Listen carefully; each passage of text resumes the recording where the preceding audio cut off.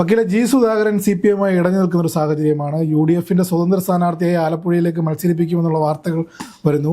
കേരളം കണ്ടിട്ടുള്ള നല്ല PWD മന്ത്രിയായിരുന്നു. ഇപ്പോൾ മരുമോൻ പറയുന്നത് പോലെയല്ല, കൃത്യമായി ഉദ്യോഗസ്ഥർക്കിടയിൽ തന്നെ വലിയൊരു സ്വാധീനം ഉണ്ടായിരുന്ന PR വർക്കുകളില്ലാത്തൊരു നേതാവായിരുന്നു. അപ്പോൾ ഈ സുധാകരൻ്റെ പടലപ്പിണക്കം ഈ CPM എത്രത്തോളം ബാധിക്കും?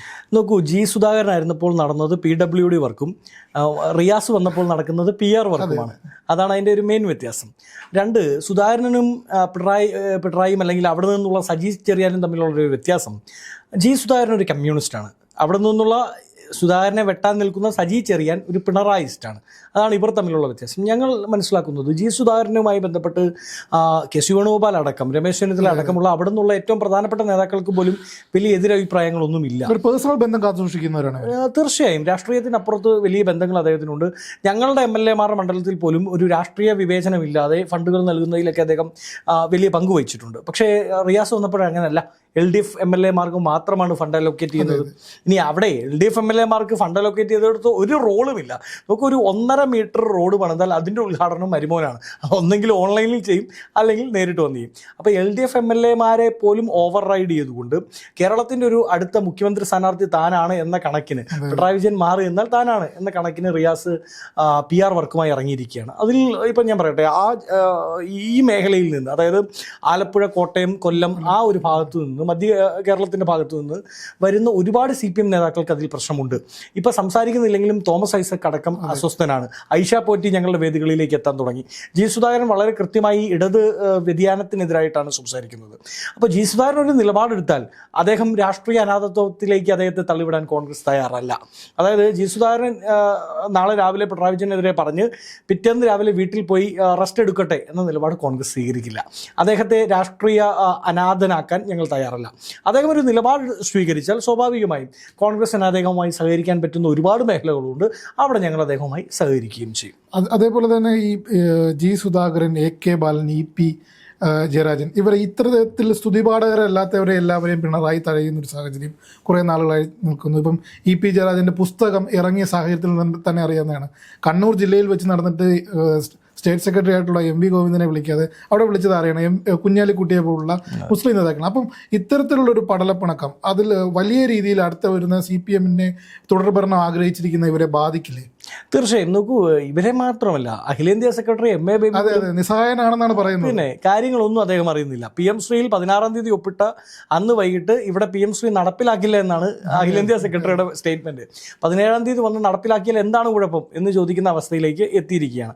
അപ്പോൾ പിണറായി വിജയന്റെ ഏറാമൂളികൾക്ക് മാത്രമേ ഇതിൽ പിടിച്ചു നിൽക്കാൻ പറ്റൂ എന്നൊരു യാഥാർത്ഥ്യം ഉരുത്തിരിഞ്ഞു വന്നിട്ടുണ്ട്. അതുകൊണ്ടാണ് ഞാൻ പറഞ്ഞത്, കമ്മ്യൂണിസ്റ്റുകളും പിണറായിസ്റ്റുകളും തമ്മിലുള്ള ഒരു വലിയ ഫൈറ്റ് ആ പാർട്ടിക്കകത്തുണ്ട്. ഞാൻ പ്രതീക്ഷിച്ചത്, അല്ലെങ്കിൽ നമ്മളടങ്ങുന്ന ഒരു പൊളിറ്റിക്കൽ വേൾഡ് ചിന്തിച്ചത്, ഈ MV ഗോവിന്ദൻ വരുന്നതോടുകൂടി ഒരു സെപ്പറേറ്റ് ചേരിക്ക് ശക്തി ഉണ്ടാകുമെന്നാണ്. പക്ഷേ MV ഗോവിന്ദൻ എന്താണ് ചെയ്യുന്നത്?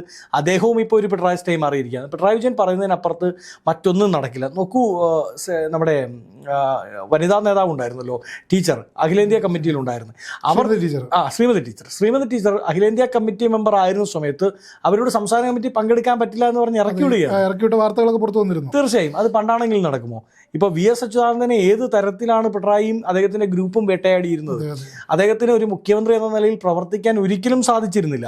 ഇപ്പോൾ മതികെട്ടാൻമല്ലിയിലേക്കോ അല്ലെങ്കിൽ മറ്റുള്ള സ്ഥലങ്ങളിലേക്കൊക്കെ VS പോകുമ്പോൾ അദ്ദേഹത്തെ അനുചരിച്ചിരുന്നത് CPM MLA-മാരായിരുന്നല്ലോ, PC ജോർജിനെ പോലെ ആ മുന്നണിക്കുള്ളിലുള്ള മറ്റേ പാർട്ടികളാണ്. അപ്പോൾ അങ്ങനെയാണ് അദ്ദേഹം പിടിച്ചിരുന്നത്. അതായത് പാർട്ടി ഒരു കാലത്തും VS-ന്റെ ഒപ്പം ഉണ്ടായിരുന്നില്ല.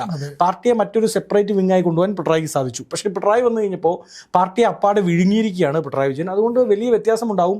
പടലപ്പിണക്കങ്ങൾ അവിടെ ഉണ്ട്. അത് തെരഞ്ഞെടുപ്പിനോടനുബന്ധിച്ച് വെളിയിൽ വരുമെന്നാണ് ഞാൻ മനസ്സിലാക്കുന്നത്. ഇപ്പം UDF-നെ സംബന്ധിക്കുകയാണെങ്കിൽ ഒരു രണ്ടാം നിര, ഇപ്പം വലിയ പ്രായം കൂടിയ ആൾക്കാർ പിടിമുറുക്കുന്നു, അല്ലെങ്കിൽ KC ഉണ്ട്, VD സതീശനുണ്ട്, ചെന്നിത്തലയുണ്ട്, കൊടിക്കുന്നുണ്ട്, അങ്ങനെ വലിയൊരു നിര തന്നെ നമുക്ക് കോൺഗ്രസിൻ്റെ ആദ്യ നിരയെന്നുള്ള രണ്ടാം നിരയും അവർ പക്വമായ രീതിയിൽ വളർത്തിക്കൊണ്ടുവന്നു. ഇപ്പോൾ PC വിശ്വനാഥുണ്ട്, ഹൈബി ഈഡനുണ്ട്, അല്ലെങ്കിൽ രാഹുൽ മാങ്കൂട്ടമുണ്ട്, അതേപോലെ തന്നെ ഡീൻ കുര്യാക്കോസ് ഉണ്ട്, അങ്ങനെ ഒരു വലിയ നിരയുണ്ട്. പക്ഷേ ജനങ്ങളിൽ അത്രത്തോളം പ്രീതിയുള്ള ഈ ഇടത് നേതാക്കൾ, ഇടത് യുവാക്കൾ വളരെ കുറവല്ലേ? തീർച്ചയായും രണ്ടാം നിര മാത്രമല്ല, കോൺഗ്രസിൽ മൂന്നാം നിരയും സജ്ജമാണ്. നിങ്ങൾക്ക് മനസ്സിലാവുന്നുണ്ടല്ലോ. ഇപ്പോൾ ഉള്ള എത്രയോ പേർ, ഞങ്ങളുടെ തന്നെ സഹപ്രവർത്തക ജിൻഡോ അടക്കം ഒരുപാട് പേർ മൂന്നാം നിരയിൽ സജ്ജരായി നിൽക്കുകയാണ്. പക്ഷേ CPM-നെ സംബന്ധിച്ച് ഒന്നാം നിരയ്ക്ക് അപ്പുറത്തേക്ക് മറ്റൊരു ലീഡർഷിപ്പ് ഇല്ല. ഇപ്പോൾ A. റഹീമിനെ എങ്ങനെയാണ് ജനം കാണുന്നത്? ജെയ്ക് സി തോമസ്, അദ്ദേഹം എൻ്റെ സുഹൃത്താണ്. ജെയ്ക് സി തോമസിനെ എങ്ങനെയാണ് ജനം കാണുന്നത്? ആ ഒരു പ്രതിസന്ധി ഉണ്ടല്ലോ. അപ്പോൾ CPM-ന്റെ രണ്ടാം നിര എന്ന് പറയുന്ന ആൾക്കാരെ ജനം കാണുന്നത് ട്രോൾ മെറ്റീരിയൽസ് ആയിട്ടാണ്. അവർ പറയുന്ന അബദ്ധങ്ങൾ അല്ലെങ്കിൽ പിണറായിക്ക് വേണ്ടി സംസാരിച്ചുകൊണ്ടിരിക്കുന്ന സ്തുതിപാഠകർ മാത്രമായാണ് അവരെ ഉപദേശികൾ എന്ന് നമുക്ക് പറയാം. അങ്ങനെയാണ് ജനം കാണുന്നത്. അത് വലിയ പ്രതിസന്ധി ആ പാർട്ടിക്ക് ഉണ്ടാക്കും. വരും കാലങ്ങളിൽ ആ പാർട്ടി പിണറായിലൂടെ തീർന്നു പോകും എന്നാണ് ഞാൻ മനസ്സിലാക്കുന്നത്. അല്ല, ഈ തുടർഭരണം അവർ ഏകദേശം ഉറപ്പിച്ച ഘട്ടമാണ്. 75 സീറ്റിന് പുറത്ത് അവർ പ്രതീക്ഷിക്കുന്നുണ്ട്. കഴിഞ്ഞ ദിവസം നമ്മൾ ഹൈക്കമാൻഡിന്റെ ഭാഗത്തു നിന്ന് ഒരു മാതൃകാപരമായിട്ടുള്ള നടപടി കണ്ടു. അതായത് കൃത്യമായി പറഞ്ഞാൽ ഇത്തരത്തിൽ കേരളത്തിൽ നിന്ന് പടച്ചുവിടുന്ന മാധ്യമ വാർത്തകൾ ശ്രദ്ധയിൽപ്പെടുകയും കേരളത്തിൽ ഒരു മുഖ്യമന്ത്രി സ്ഥാനാർത്ഥി കാണില്ല, അതായത് ഇനി ഒരു മുഖ്യമന്ത്രി സ്ഥാനാർത്ഥി അല്ലെങ്കിൽ ഉമ്മൻചാണ്ടിയെ പോലുള്ള നേതാവിനെ കാണിക്കുന്നത് പോലെ അല്ലാതെ കോൺഗ്രസിലെ നേതാക്കൾക്ക് ഒരു റാപ്പ് ഉണ്ടാക്കി 2026 എങ്ങനെയും ഭരണം പിടിക്കണമെന്നൊരു സാധ്യതയാണ് മുന്നോട്ട് വെച്ചിരിക്കുന്നത്. അത്തരത്തിൽ ഈ പിണറായി വിജയന് ശേഷം CPM-ൽ ആര് എന്നൊരു ചോദ്യമുണ്ട്.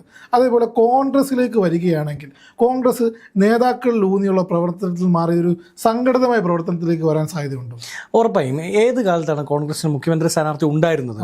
അതായത് വാർത്താമാധ്യമങ്ങൾ പറയും, ജനം വിചാരിക്കും ലീഡറാണ് എന്ന് വിചാരിക്കും, ഉമ്മൻചാണ്ടി സാറാണ് എന്ന് വിചാരിക്കും എന്നുള്ളതിനപ്പുറത്ത് പ്രഖ്യാപിതമായി കോൺഗ്രസിൻ്റെ മുഖ്യമന്ത്രി സ്ഥാനാർത്ഥി ഒരു കാലത്തും ഉണ്ടായിരുന്നില്ല. ഒരുപക്ഷെ R. ശങ്കറിൻ്റെയൊക്കെ കാലത്ത് ഉണ്ടെങ്കിൽ മാത്രമേ ഉള്ളൂ. അപ്പോൾ കോൺഗ്രസിനെ സംബന്ധിച്ച് ടീം കോൺഗ്രസ് ആണ് വർക്ക് ചെയ്യുക. ടീം KPCC എന്ന് പറയുന്നത് ഞങ്ങൾ എല്ലാ കാലത്തും അനുവർത്തിച്ചു വരുന്ന ഒരു രീതിയാണ്. അതിനുശേഷം മുഖ്യമന്ത്രിയെ തീരുമാനിക്കുക, പാർലമെൻ്ററി പാർട്ടി ചേരും. ആ പാർലമെൻ്ററി പാർട്ടിയിൽ ആരാണോ കൂടുതൽ MLA-മാർ സപ്പോർട്ട് ചെയ്യുന്ന ആൾ അദ്ദേഹമാണ് മുഖ്യമന്ത്രിയാവുന്നത്. ഇപ്പോൾ അത് അഖിലേന്ത്യാ തലത്തിൽ തന്നെ കോൺഗ്രസിൻ്റെ സിസ്റ്റം അതാണ്. ചിലയിടത്തൊക്കെ നിർബന്ധിതമായി നമ്മൾ മുഖ്യമന്ത്രി സ്ഥാനാർത്ഥികളെ പ്രഖ്യാപിക്കേണ്ടി വരുന്നു എന്നുള്ളത് മാത്രമാണ്.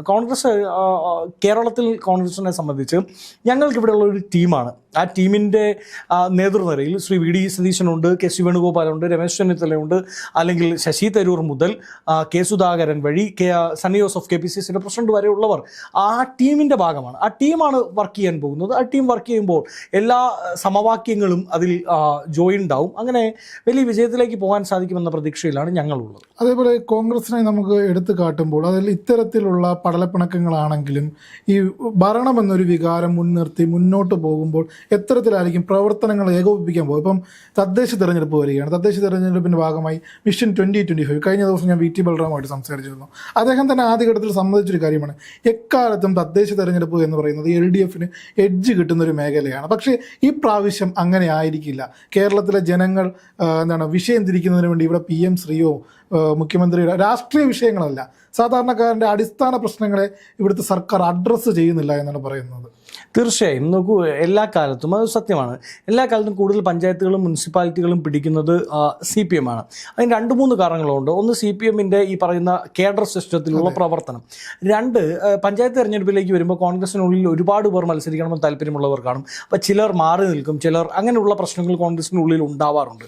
പക്ഷേ ഈ തവണ അതുകൂടി മുന്നിൽ കണ്ടാണ് ഈ വർഷത്തിൻ്റെ തുടക്കത്തിൽ തന്നെ പഞ്ചായത്ത് തെരഞ്ഞെടുപ്പിനെ പാർട്ടിയെ സജ്ജമാക്കാൻ വേണ്ടി KPCC തീരുമാനിച്ചിരുന്നു. K. സുധാകരൻ പ്രസിഡന്റ് ആയിരിക്കുമ്പോൾ തന്നെ അതിൽ VD സതീശൻ അടക്കമുള്ള പ്രതിപക്ഷ നേതാവ് അടക്കമുള്ളവർ വലിയ പങ്കും വഹിച്ചിരുന്നു. ഓരോ മണ്ഡലങ്ങളിലും ഞങ്ങൾ പദയാത്രകൾ നടത്തി, അവിടുത്തെ ജനകീയ വിഷയങ്ങൾ ഏറ്റെടുത്തു, മണ്ഡലം പഠന ക്യാമ്പുകൾ നടത്തി.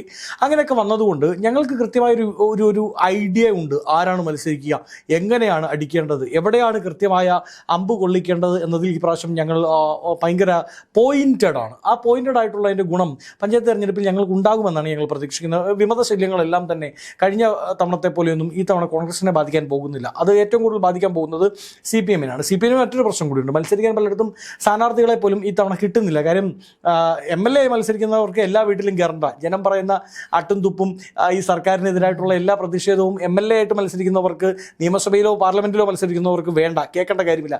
പക്ഷേ മെമ്പർമാരായി പഞ്ചായത്ത് തലത്തിൽ മത്സരിക്കുന്നവർ അത് കേൾക്കേണ്ടി വരും. അതുകൊണ്ട് വീട്ടിൽ കയറി സാധാരണക്കാരൻ്റെ വായിലിരിക്കുന്നത്, സർക്കാരിനെതിരായിട്ടുള്ള വായിലിരിക്കുന്നത് കേൾക്കാൻ പലരും തയ്യാറല്ല. അതുകൊണ്ട് CPM-ന് നിലവിൽ സ്ഥാനാർത്ഥികളില്ല.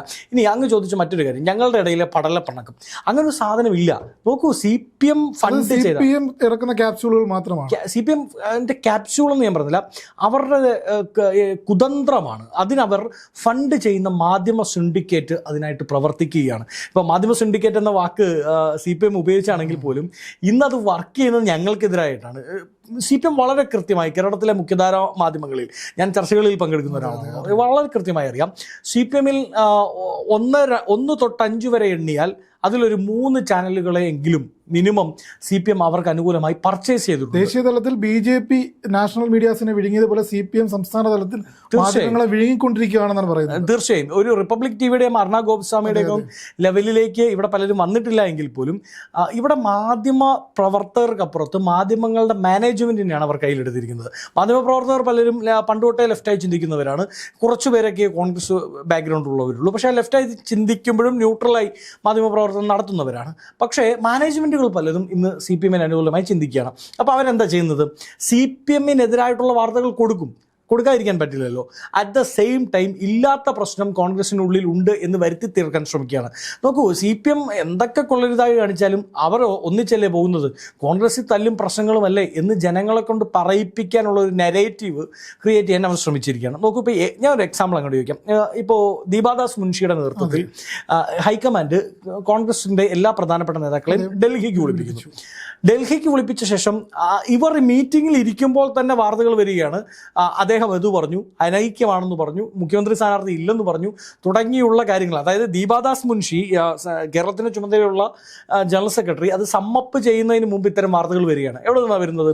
അവിടെ പങ്കെടുത്തിരിക്കുന്നത് ശശി തരൂർ, കെ സുധാകരൻ, സണ്ണി ജോസഫ്, പ്രതിപക്ഷ നേതാവ് VD സതീശൻ, KC വേണുഗോപാൽ അടക്കമുള്ള നേതാക്കൾ. ഇവർ ആരുടെയെങ്കിലും കയ്യിൽ നിന്ന് ഇത്തരം ഒരു വാർത്ത കേരളത്തിൽ ഏതെങ്കിലും ഒരു മാധ്യമത്തിന് സംഘടിപ്പിക്കാൻ പറ്റുമെന്ന് അങ്ങ് നടപടിയില്ല. ഇനി ദീപാദാസ് മുൻഷിയെ സ്വാധീനിക്കാൻ പറ്റുമോ? പറ്റില്ല. അപ്പോൾ അവരങ്ങ് അടിക്കുകയാണ്, ഇങ്ങനെയാണ് എന്ന് പറഞ്ഞ് അടിക്കുകയാണ്. അത് അടിക്കുന്നതിന് പിന്നിൽ ഒരു ഫണ്ടഡ് ആയിട്ടുള്ള അവരുടെ ഇൻറ്റൻഷൻ ഉണ്ട്. കിട്ടുന്ന പൈസയ്ക്കുള്ള പണിയാണ് അവർ ചെയ്യുന്നത്. പക്ഷേ ജനം അതൊക്കെ തള്ളിക്കളയുന്നത്. കാര്യം ജനത്തെ സംബന്ധിച്ച് കറണ്ട് ബില്ല് അടയ്ക്കാൻ പോകുമ്പോൾ കോൺഗ്രസ്സിൽ പടലപ്പണക്കമാണല്ലോ എന്ന് പറഞ്ഞ് കറണ്ട് ബില്ല് കുറഞ്ഞു കിട്ടില്ലല്ലോ, വെള്ളക്കരം കുറഞ്ഞു കിട്ടില്ലല്ലോ, സ്ഥലത്തിൻ്റെ കരം കുറഞ്ഞു കിട്ടില്ല. അപ്പം ജനം നേരിടുന്ന പ്രശ്നങ്ങളുണ്ട്. അതിനെല്ലാം ഞങ്ങൾ ടീമപ്പായി, ടീം KPCC ആയി, ടീം UDF ആയി ഞങ്ങൾ നേരിടും. ടീം UDF ആയിരിക്കും അധികാരത്തിൽ വരാൻ പോകുന്നത്.